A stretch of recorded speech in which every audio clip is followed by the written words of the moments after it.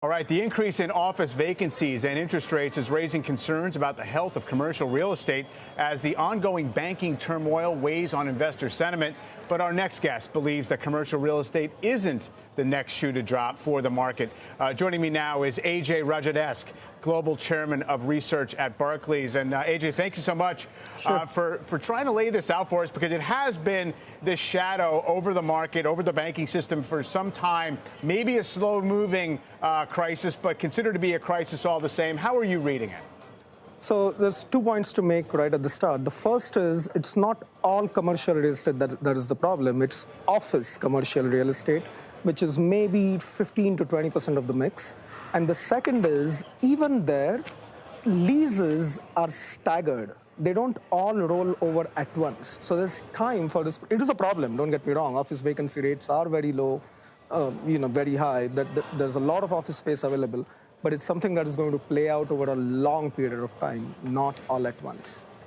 And there's another sense out there that because we already have the threat of some credit contraction among the smaller banks, lower risk appetites, they won't be able to work with a lot of the commercial real estate owners and developers. And it seems like there might be a snowballing crisis. Is there anything in that process that you are concerned about in terms of it becoming less than orderly?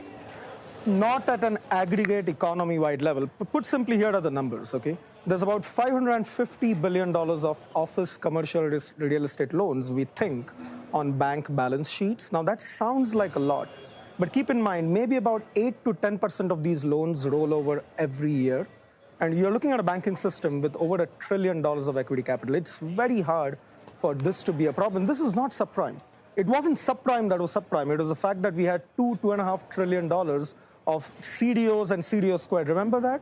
Which were all levered. There was an entire superstructure on top. That's missing this time around.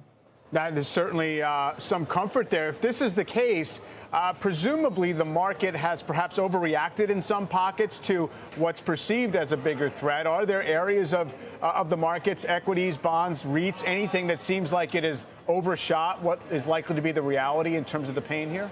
Not equities. Equities have actually done a pretty good job generally ignoring this. I mean, if you look at even this week, right, the equity market decided that First Republic there were issues with, but is ignoring what that means for the broader banking sector, which I think is correct.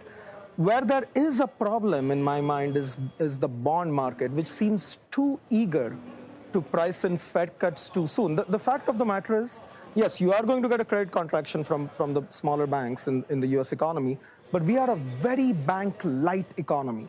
The Fed has not hiked 500 basis points in 9 months for their health. They want some things to break. They don't mind some jobs being lost. And if it comes from small businesses, harsh as that sounds, that's something that the Fed is not going to jump in to offset. Interesting perspective, and certainly relevant as we prepare for next week's Fed decision and what comes after. Ajay, thank you so much. Appreciate the time today.